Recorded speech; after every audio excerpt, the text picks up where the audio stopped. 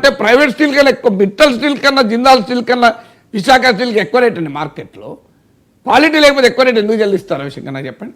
వాడు చెల్లిస్తారా పిచ్చోడన్నా? మరి 50,000 ఉండాల్సి ఉంటాను, 54,000 ఉన్నా మార్కెట్లో అడ్వాన్స్ ఇచ్చి కూర్చున్నారంటే మీరు క్వాలిటీ లేకపోతే వాడు ఇస్తాడా? ప్రభుత్వ రంగం అసమర్థత, ప్రభుత్వ రంగంలో క్వాలిటీ ఉండదు అంటారు కదా. మరి ఎందుకున్నది విశాఖ స్టీల్కి 7,000 కోట్ల రూపాయలు ఇప్పుడు యాజ్ ఆఫ్ నౌ కస్టమర్లు చెల్లించిన అడ్వాన్స్ 7,000 కోట్లు.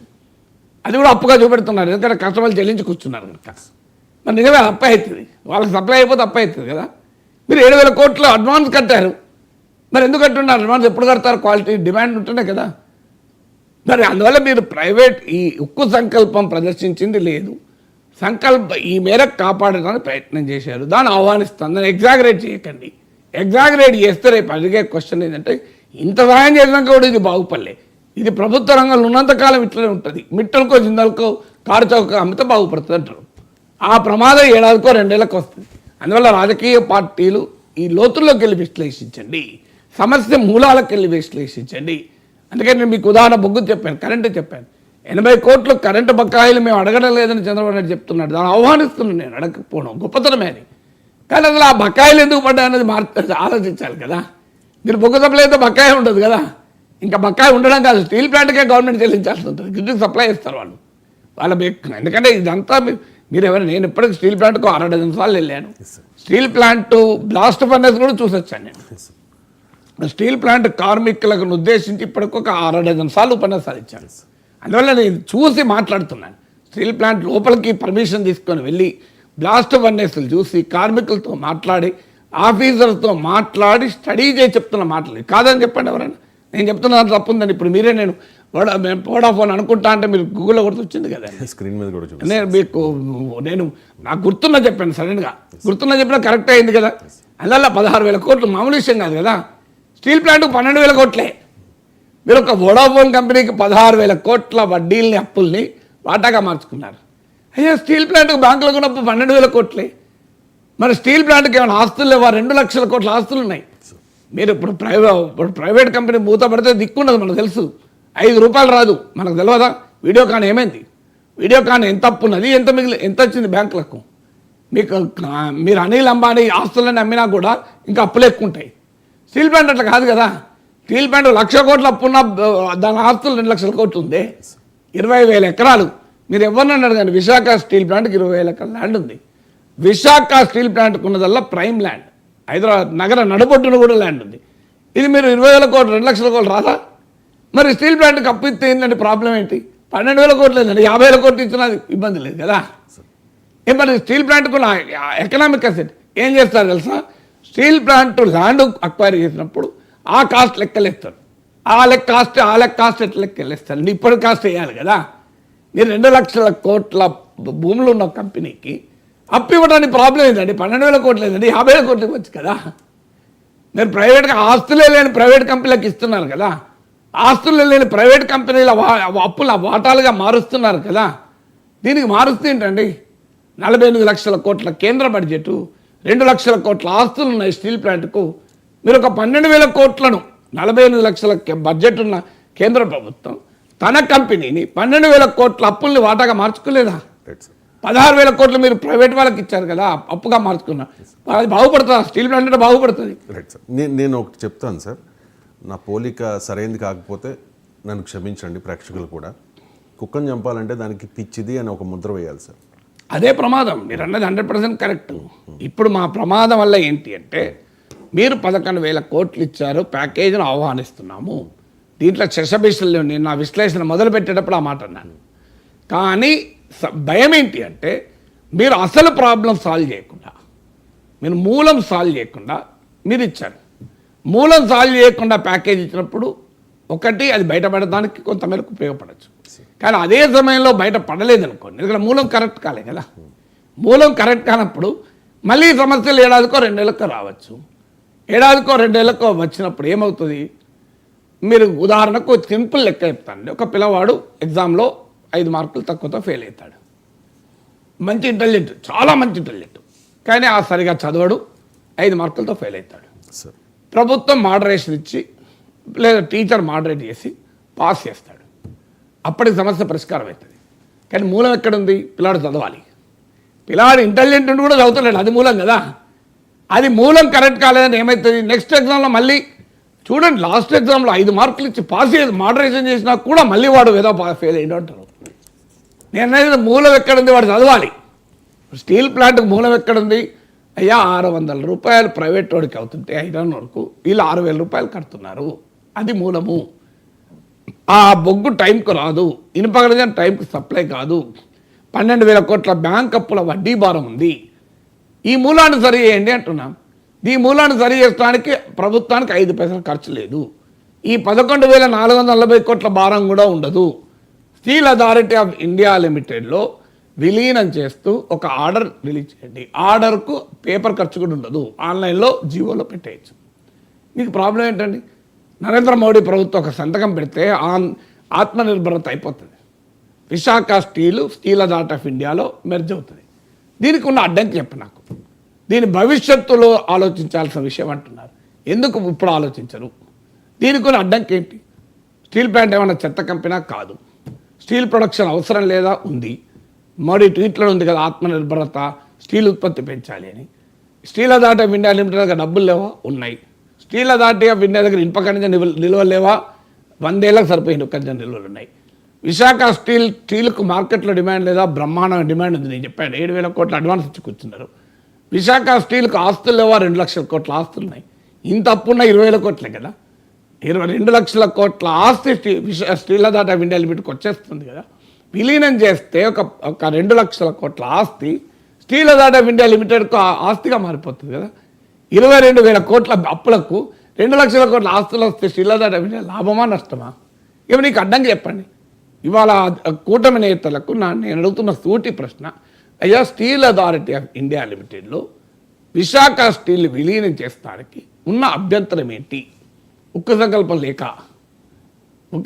లేకపోవడం వల్ల అవుతలేదు తప్ప అభ్యంతరం ఏంటి?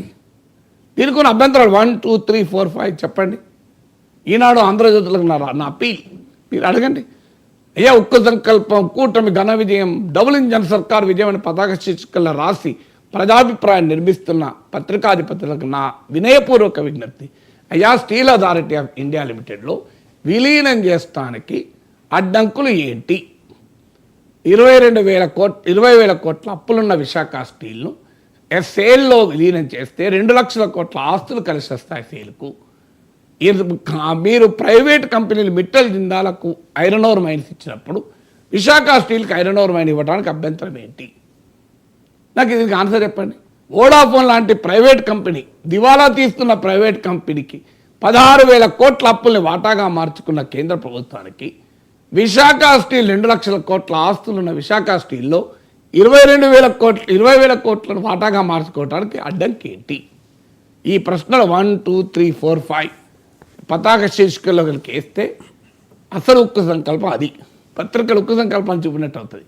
పత్రికలు ప్రజల తరఫున ప్రశ్నించాలి. పత్రికల పని ప్రభుత్వాలు చెప్పేదాన్ని ప్రజలకు పెద్దగా మైకులు పెట్టి వినిపించడం కాదు. విత్ డ్యూ రెస్పెక్ట్ నేను చెప్తున్నాను, నా మీడియా పట్ల గౌరవం. అయ్యా ఈ ప్రశ్నలు ఎవరు అడగాలి? మీడియా అడగాలి. రాజకీయ పార్టీలు అడగవు, ఎందుకంటే వాళ్ళ అధికారుల కూటమిలో భాగం. ప్రతిపక్షాలకు క్రెడిబిలిటీ లేదు. వైఎస్ఆర్ కాంగ్రెస్ పార్టీ అడిగినా ఎవడు పట్టించుకోడు, ఎందుకంటే 5 ఏళ్ళుగా వాళ్ళు చేసింది ఏం లేదు కదా స్టీల్ ప్లాంట్ కాపాడడానికి. అసెంబ్లీలో తీర్మానం చేసి ఊరుకున్నారు అంతే కదా. ఏం చేశారు చెప్పండి? మరి ఎవరు అడగాలి? అక్కడ స్టీల్ ప్లాంట్ గేట్ దగ్గర కార్మికులు అడుగుతున్నారు ఈ ప్రశ్న. ఆ కార్మికుల గుండె చప్పులను నాగేశ్వరరావు అంటోడు వినిపిస్తున్నాడు. అయ్యా మీరు కూడా అది అడగండి అంటున్నారు. ఇది న్యాయం కాకపోతే ఇది తప్పని చెప్పండి. నేను చెప్తున్నా ఏ పాయింట్ అన్నది తప్పని చెప్పండి. నేను ఇప్పుడు లెక్కలతో సహా చెప్పాను కదా. నా విశ్లేషణలో ఏం తప్పదు చెప్పండి. మీ విశ్లేషణ విన్న ఎవరికైనా అర్థమవుతుంది సార్. ఎందుకు అడగలేకపోతూ ఉన్నాయి రాజకీయ పార్టీలు అనేది కూడా అర్థమవుతుంది సార్. కానీ చాలా వ్యాలిడ్ క్వశ్చన్స్ అడిగారు మీరు, సొల్యూషన్ చెప్తూ ఉన్నారు మీరు. సొల్యూషన్ పైసా ఖర్చు లేని సొల్యూషన్ చెప్తున్నారు. పైసా ఖర్చు లేని సొల్యూషన్ చెప్తున్నారు. ప్రైవేట్ కంపెనీలో చేసిన మేల్లో పబ్లిక్ సెక్టర్ కంపెనీకి 10% చేయమంటున్నా. ఇదంతా చూస్తే ఈ షో చూసే వాళ్ళు అందరికీ అర్థమవుతుంది సార్ ఏ ఉద్దేశంతో. నేను ఉద్దేశాలు ఆపాదించడం లేదు. నేను అందులో 11,440 దిగ్గజం కన్ను విశాఖ స్టీల్ ప్లాంట్ అనేది ప్రచారం. 11,440 కోట్లు కేంద్ర ప్రభుత్వం ఇచ్చిన రోజు నేను ఏ ఉద్దేశాలు ఆపాదించదలుచుకోలేదు. ఎందుకంటే ఇంత మంచి పని చేసినప్పుడు ఆ మంచి పనులు ఆహ్వానించే మనసు ఉంది. కానీ పరిష్కారం అక్కడ లేదు అని చెప్తున్నా. అంటే చాలా అంశాల మీద క్లారిటీ లేదు. అంటే క్లారిటీ ఉంది, క్లారిటీ లేకపోవడం ఏంటి? క్యాప్టివ్ మైండ్స్ మీద క్లారిటీ లేదు. లేదు, క్లారిటీ లేక క్యాప్టివ్ మైండ్ ఇవ్వలేదు, అదే క్లారిటీ. ఇవ్వలేదు, క్లారిటీ లేదు అని వస్తున్నారు వీళ్ళ తప్పు. ఇవ్వము అని చెప్పలేదు, ఇస్తాము లేదో కూడా చెప్పలేదు. ఇవ్వము అని ఇప్పటిదాకా చెప్పి ఇప్పుడు ఆజ్ ఆఫ్ నౌ ఏంటి ఇవ్వడం లేదు, అదే క్లారిటీ కదా. ఇస్తలేరని సేల్లో విలీనం చేస్తున్నారు, అదే క్లారిటీ కదా. అదే క్లారిటీ, చాలా క్లారిటీ ఉంది. క్లారిటీ ఏంటంటే సమస్య మూలాలకెళ్ళి పరిష్కరించదలుచుకోలేదు. విశాఖ స్టీల్కు ప్రస్తుతం ఉన్న ఆర్థిక ఇబ్బందులు తీరుస్తున్నారు, కానీ ఈ ఆర్థిక ఇబ్బందులకు మూలం దాన్ని పరిష్కరించడం లేదు. దానివల్ల ఈ ఇబ్బందులు మళ్ళీ వచ్చే ప్రమాదం ఉంది. మళ్ళీ వచ్చినప్పుడు స్టీల్ ప్లాంట్ బదనాం చేసి అమ్మేసే ప్రమాదం ఉంది. అప్పుడు ఏం చేస్తారు? ఇంత ప్రజల అభిప్రాయం క్రియేట్ అవుతుంది, ఇంత చేసిన ఇది బాగుపడదా అమ్మి వేయడం బెస్ట్ అని. అప్పుడు కారు చౌక అమ్ముతారు. మీరు చూడండి, 2 లక్షల కోట్ల 20,000 కోట్ల 10,000 కోట్లకు అమ్ముతారు. అదే సార్ ఇందాక నేను పోల్చినట్టు మీరు ఇచ్చింది అదే. ఇప్పుడు ఇదివరకు మీరు చరిత్ర అంతా తీయండి, మీరు హెయిర్ కట్ అంటారు, దానికి వర్డ్ పేరు కూడా ఉంది, హెయిర్ కట్ అంటారు. అంటే దాని ఇప్పుడు 100 రూపాయలు వస్తే 90 రూపాయలు హెయిర్ కట్ చేసేస్తారు, కొరిగేస్తారు. హెయిర్ కట్ అంటే కొరగడం, ఈ కొరిగే ప్రమాదం ఉంది అని చెప్పేది. దానికి ఇవాళ పతాక చికిత్సలు ఉపయోగపడుతాయి. ఉక్కు సంకల్పం, మోడీ ప్రభుత్వం, ఆత్మనిర్భరత, ఇది ఘన విజయం, ఇదంతా ఉపయోగపడుతుంది. కష్టపడి పనిచేయండి కార్మికులకు. అయ్యా కార్మికులు చాలా కష్టపడి పనిచేస్తున్నారు కదా, 113% కన్వర్టర్ల యూటిలైజేషన్. స్టీల్ ప్లాంట్లో మీరు ఏ ప్రొడక్షన్ ఇండికేటర్ నాకు చెప్పండి, దేంట్లో తక్కువ చెప్పండి. మరి వాళ్ళ ప్రాబ్లంలో ఎక్కడ వాళ్ళ ఉక్కు సంకల్పంలో తేడా లేదు. రాజకీయ నాయకుల ఉక్కు సంకల్పంలో ఉక్కుదనం లేదు. మీరు చెప్పండి, క్వాలిటీ ప్రొడక్షన్ క్వాలిటీ లేదా? నేను ఇంతకుముందు చెప్పాను, మార్కెట్ ధర కన్నా ఎక్కువ ధర ఉంది, హైయెస్ట్ డిమాండ్ ఉంది, 7,000 కోట్లు అడ్వాన్స్ ఇచ్చి కూర్చున్నారు. మరి ప్రాబ్లం ఏంటి చెప్పండి? Problem is with the people, not with the people. Problem is with the political system కదా. ఎందుకు పొలిటికల్ సిస్టమ్ మిట్టలకు జిందాలకు సాయం చేయదలుచుకుంది, ప్రజల ఆస్తులకు రక్షణ ఇవ్వదలుచుకోలేదు, ప్రజల ఆస్తులు కారు చౌకగా అమ్మదలుచుకుంది. అందుకే ఇంత చేసిన ప్రభుత్వం కేబినెట్లో ఒక్క తీర్మానం చేయండి, స్ట్రాటజిక్ సేల్ను ఉపసంహరించుకుంటున్నామని. ప్రైవేటీకరణ ప్రసక్తే లేదని చంద్రబాబు నాయుడు హామీ ఇచ్చాడు కదా. చంద్రబాబు నాయుడు నమ్ముతాం మేము, కానీ చంద్రబాబు నాయుడు కాదు కదా ప్రైవేటీకరించేది. గతంలో జగన్ అసెంబ్లీలో తీర్మానం చేశారు, ఇప్పుడు చంద్రబాబు నాయుడు చెప్తున్నాడు మాకేం వీళ్ళ మీద క్వశ్చన్ లేదు. ఇప్పుడు ఇక్కడ ఏపీ అసెంబ్లీలో తీర్మానం చేస్తే ఓకేనా సార్, సరిపోతుందా? ఏం చేస్తారు తీర్మానం చేస్తే? డిమాండ్ కదా అది, చెయ్యాల్సింది ఎవరండి? తీర్మానం చేస్తే ఏమవుతుంది? ఇప్పుడు నాగేశ్వర గారు 2 గంటలు టీవీకి రావాలని మీరు తీర్మానం చేస్తారు, టీవీ ప్రోగ్రామ్ అవుతుందా? మీరు కెమెరామెన్లు కలిసి ఒక తీర్మానం చేస్తారండి, నాగేశ్వర గారు ఈరోజు సాయంత్రం 2 గంటల పాటు మా టీవీ ఛానల్లో మాట్లాడాలని తీర్మానం చేస్తారు. మీరు అనుకుంటే అవుతుంది, కానీ మేము తీర్మానం మరి అంతే కదా, రావాల్సింది నేను కదా, మీరు కాదు కదా. మీరు తీర్మానం చేసి నాకు పంపిస్తారు, సార్ మేము తీర్మానం చేశాం సార్, నేను మా కెమెరామెన్లు కలిసి మీరు 2 గంటల షోకి రావాలంటారు. నేను వస్తే కదా అయ్యేది, మీ తప్పేం లేదు, మీరు తీర్మానం చేశారు. చంద్రబాబు నాయుడు తప్పని నేను అంటలేం కదా. నేను చంద్రబాబు నాయుడు ప్రైవేటీకరణ లేదు అనే స్టేట్మెంట్ ఇస్తే ప్రైవేటీకరణ చేసేది చంద్రబాబు నాయుడు కాదు కదా, కేంద్రం చేసేది వేరే వాళ్ళు కదా, చేసేది అక్కడ కేంద్ర ప్రభుత్వం కదా. మన డిమాండ్ అక్కడ కేంద్రంలో ఉన్న కేంద్ర కేబినెట్ నిర్ణయం, కేంద్ర కేబినెట్ నిర్ణయాన్ని మార్చండి అంటున్నాను నేను. కేంద్ర కేబినెట్ నిర్ణయం మార్చకుండా మీరు ఇచ్చే స్టేట్మెంట్ల వల్ల ప్రయోజనం ఏముంటుంది? కేంద్ర కేబినెట్ నిర్ణయం అలాగే ఉంటుంది. నేను ఇంతకుముందు నిన్న చెప్పాను కదా, విడాకుల నోటీస్ అలాగే ఉంటుంది, కానీ అన్యోన్యమైన దాంపత్యం గడుపుతామని చెప్పి ఇద్దరుగా స్టేట్మెంట్ ఇస్తారు. అది అవుతుందా? అన్యోన్యమైన దాంపత్యం గడుపుతాం స్టేట్మెంట్, అక్కడ డైవర్స్ పిటిషన్ రెడీగా ఉంది కదా. పోనీ అన్యోన్యమైన దాంపత్యానికి ఉన్న అడ్డంకులు ఏంటి? 1, 2, 3 సమస్యలు ఉన్నది. ఇంకో రోజు 12 అయినా ఇంటికి రాడు, దాన్ని పరిష్కరించాలి. అయ్యా నువ్వు రోజు 7 గంటలకు రావాలి, మా రోజు మార్నింగ్ నేను 10 గంటలకు ఆఫీస్కి పోతాను, టిఫిన్ కూడా పెట్టదు, అమ్మా నువ్వు టిఫిన్ పెట్టాలి. 10 గంటలకు పోతున్నాడు కదమ్మా, 9 గంటల వరకు టిఫిన్ పెట్టు. నేను వచ్చే వరకు ఫోన్లో 2 గంటలు మాట్లాడుకుంటున్నా, నా వైపు మొగ్గ చూడడు. అయ్యా కాదయ్యా, భర్త చుడుతోనే కొద్దిగా ప్రేమగా పిలువు, ఆ ఫోన్ పక్క పెట్టు. లేదు భర్త ఫోన్ మాట్లాడుకుంటే ఇంట్లోకి వస్తాడు, భార్యను పట్టించుకోడు, 2 గంటల ఫోన్లోనే ఉంటాడు. అరే అట్లా అదే ఇంటికి వచ్చినాక కొద్దిగా ఫోన్ పక్క పెట్టి భార్యతో మాట్లాడు, ఇది కదా పరిష్కారం. ఇవన్నీ ఏవీ లేవు పరిష్కారం. డైవర్స్ నోటీస్ అట్లే ఉంటుంది. అన్యోన్యమైన దాంపత్యం గడపడానికి మేమిద్దరం నిర్ణయించుకున్నామని స్టేట్మెంట్ ఇచ్చే వస్తుందండి. అసలు మూలం వాళ్ళ సమస్య మూలాల్లోకి వెళ్ళాలి కదా. మీరు రైజ్ చేసిన అంశాలు చాలామంది రాజకీయ నాయకులకి, ఐ మీన్ చంద్రబాబు నాయుడు గారికి సుదీర్ఘ రాజకీయ ప్రస్థానం ఉండి ఉన్న చంద్రబాబు నాయుడు గారికి, అలాగే పవన్ కళ్యాణ్ గారికి చాలామంది నాయకులకు తెలుసు కదా సార్. నిజంగా రాష్ట్ర ప్రయోజనాల కోసం, స్టీల్ ప్లాంట్ పరిరక్షణ కోసం అడగాలి అంటే అడిగే పొజిషన్లో మనం ఇప్పుడు ఉన్నాము కాబట్టి ఇదే మంచి తరుణం కాబట్టి బ్రహ్మాండంగా కదా ఇప్పుడు అడిగే పొజిషన్లో ఉన్నాం కనుక ఈ ప్యాకేజ్ వచ్చింది. లేకపోతే ఈ ప్యాకేజ్ వచ్చేదా? 2014 నుంచి 19 అప్పుడు కూడా చంద్రబాబు నాయుడు అడిగారు, ఇవ్వలే కదా. అప్పుడు డబుల్ ఇంజిన్ సర్కారే. డబుల్ ఇంజన్ సర్కార్ ఇప్పుడు ఈ డబుల్ ఇంజన్ సర్కార్ వల్ల సాధ్యమైందని వాళ్ళు చెప్తున్నారు కదా. డబుల్ ఇంజన్ సర్కార్ వల్ల అప్పుడు ఎందుకు సాధ్యం కాలే? 2014-19 డబుల్ ఇంజన్ సర్కార్ 18 వరకు అట్లీస్ట్. అప్పుడు మనకు పెద్ద డిమాండ్ లేదు. సమస్య అది కాదు. అప్పుడు ప్రజలు 63 సీట్లు మోడీకి తగ్గించలే. అప్పుడు తగ్గించలే. ప్రజలు 63 సీట్లు మోడీకి తగ్గించడం వల్ల డబుల్ ఇంజన్ పనిచేసింది. Yes, sir. ఈ 11,400 కోట్లు కూడా పనిచేస్తానికి కారణం అది. లేకుంటే మీకు సింపుల్ క్వశ్చన్, ఇవాళ పనిచేసిన డబుల్ ఇంజన్ సర్కార్ అప్పుడు ఎందుకు పనిచేయలేదని ఆన్సర్ చెప్పాలి కదా.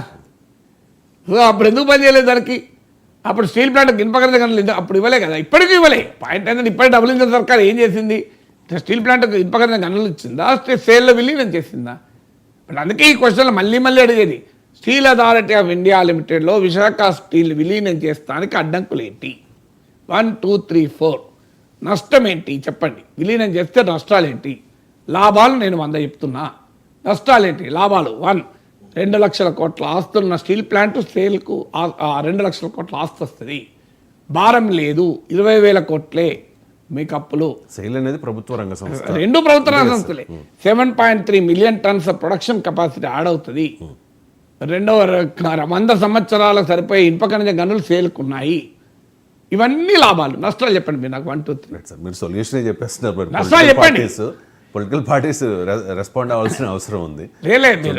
ఇది నిజంగా చెప్పాలంటే మీరు ఈ ప్రశ్నలు ప్రజల నుంచి గట్టిగా అడిగితేనే ఈ మేరకు పోరాడితే 11,000 కోట్లు వచ్చింది. పోరాడితే పోయేదేమి లేదు, ప్రైవేటీకరణ సంఖ్యలు తప్ప. పోరాడితే పోయేదేమి లేదు, విశాఖ ఉక్కును దెబ్బతీస్తున్న సంఖ్యలు తప్ప. అందుకే పోరాడమని చెప్తున్నా, ప్రశ్నించమని చెప్తున్నా. అంటే విశాఖ స్టీల్ ప్లాంట్ ఉద్యోగుల్లో అక్కడ ఉన్న కార్మిక సంఘాల నాయకుల్లో మాత్రం ఈ బాధ, అంటే ప్రైవేటీకరణ అయితే నష్టం కలుగుతుంది, విశాఖ ఉక్కు తీవ్ర నష్టం అనే ఒక ఫీలింగ్ ఉంది. కానీ ఒక మూమెంట్లో ఎందుకు లేదు సార్? బ్రహ్మాండమైన మూమెంట్, ప్రజల్లో మూమెంట్ సార్, బ్రహ్మాండమైన మూమెంట్ ఉంది. ప్రజల్లో కూడా ఉంది. ప్రజల్లో ఉంది, స్టీల్ ప్లాంట్ కార్మికులు మూమెంట్. ప్రజలు ఏంటంటే ఇప్పుడు అనేది ఐ మీన్ అక్కడ మూమెంట్ లేకపోతే ఇక్కడ దాకా ఎందుకు వస్తుంది? పర్టికులర్ గా ఆ ఏరియాలో ఉంది. కానీ అంటే ఇప్పుడు దేశమంతా ఉంటుంది, అనేక ఇష్యూస్ ఉంటాయి, అది సమస్య కాదు. ఏ మూమెంట్ లేకపోతే వీళ్ళ కేంద్ర ప్రభుత్వం తనంత దాన్ని దిగచ్చి 11,000. పాయింట్ ఏంటంటే సార్, ప్రజల్లో ఆ మూమెంట్ బలంగా ఉంటే కనుక అప్పుడు పొలిటికల్ పార్టీస్ మీద ప్రభుత్వం ఉంది కనుకనే కదా 11,000 కోట్లు వచ్చింది. లేదని ఎలా అంటాం? నేను అనేది కంప్లీట్ సొల్యూషన్ మీరు చెప్తున్నట్టుగా దాన్ని మనం అలా కంక్లూజన్ చేయలేం. ఖచ్చితంగా ప్రజల్లో ఉంది, కార్మికులు ఉంది.